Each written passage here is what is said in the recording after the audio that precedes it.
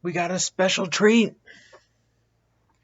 Today's review, Doctor Strange, 1978. Yes, there was a Doctor Strange movie released in 1978 starring Peter Hooton as Stephen Strange. Now, this movie was not theatrically released. It was a TV movie. Now, one of my rules in my movie collections, all movies must be released in theaters. This one is one of those rare rule breakers. Because in 2014, I completed my movie collection. I wanted to expand. So I allowed some non theatrical movies in my collection. And I had to pass these certain rules. The film must be live action. The film must not have had any other TV episodes or movies made about him. Nor must there have been a theatrical film made about him or a theatrical movie made after the release of the TV movie. And the Doctor Strange for a while fit that protocol. There were no Doctor Strange movies in the past. The movies live action, the TV series that they were going to do did not get picked up, and Marvel's Doctor Strange movie 2016 was not yet announced. So I got this movie. When I got this movie a couple months later, Marvel announced their 2016 theatrical version of Doctor Strange. How odd. But this is a 1978 movie. So as far as the plot goes, we open up with Jessica Walter, who plays Morgan Le Fay. And her task is to take down the Chosen One, who's going to possess the powers of the Ancient One. If Morgan Le Fay succeeds, she'll be all-powerful, but if she fails, her youth will be taken away from her. So she's sent to Earth to look for a special ring. That's the mark of the Chosen One. So we go to present-day New York City. We go to Dr. Stephen Strange. He's a doctor. I think he's more like a family doctor slash psychiatrist. He's not a surgeon like Benedict Cumberbatch, but he's a doctor. Helps people with their cases, gives them medication. But one day he runs into a troubling patient named Clea Lake, who is actually Doctor Strange's wife in the comics. So this is a huge conflict of interest that I saw in this movie.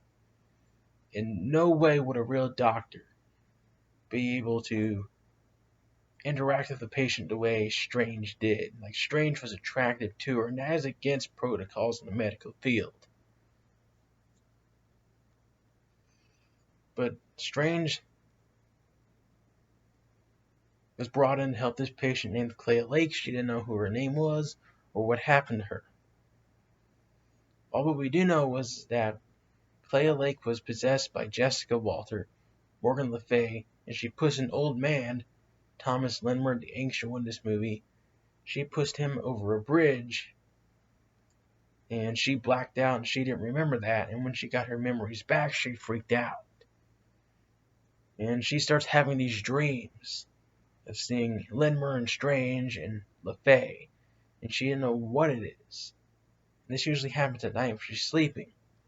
She gets up, she runs outside the house, and a taxi driver picks her up, takes her to the doctor's office. She meets Strange. And Strange has a shocking look on his face because he also has seen Clea Lake in a dream as well.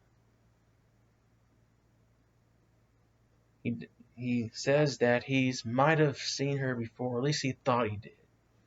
This is really bizarre to Strange. He didn't know what was going on.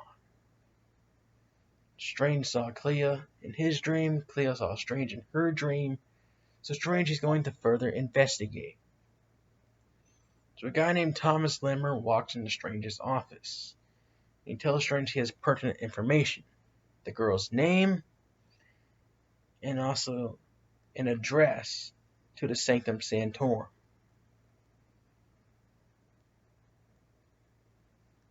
What does Strange do? He decides to go to Sanctum Sanctorum. And Latimer tells Strange that what Strange was experiencing was not a dream, but it was real. It was a psychic bond. Strange was looking into Clea Lake's dream. And Clea Lake's dream was just recapping the day's events. Latimer also knows Strange's father, who died in an automobile accident. Strange feels guilty. He was supposed to go with his parents to some place, but he decided at the last minute he didn't want to go. And his parents died because of that. The accident was meant for Strange, but his parents protected him. So his father gave Strange a ring, knowing that one day Latimer would come for Strange, and he has. He explains to Strange that Strange is a bigger part of something than themselves. And if he has a chance to do some good, he should join Latimer as his sorcerer's apprentice. And Strange doesn't believe in evil, doesn't believe in magic. He's very reluctant. But to save Clea Lake, he decides to become the sorcerer's apprentice. He has to go to another dimension to take down Morgan Le Fay. That is basically the plot to Doctor Strange.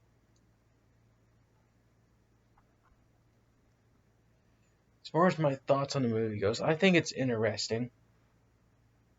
It's an interesting movie out of the 1970s TV movies like The Incredible Hulk or Spider-Man. I think it's actually the most complicated one. Hulk Spider-Man was easy, but this one had CGI and special effects. Classic 70s cartoonish CGI that Hulk and Spider-Man didn't really quite have. They most relied on practical effects. So this was a lot more complicated. I enjoyed the film. Thought it was good. I wouldn't say it's a great movie. I wouldn't really recommend it for people. But if you like to watch Lost Marvel Gems, I think this is one of them. I will give it an 8 out of 10. My only problem with this movie is that there was a lot of technical difficulties. When I first got it, every time I watched it, the film would lag and skip every few seconds. I don't know if the disc is scratched or wherever the website I brought it from, they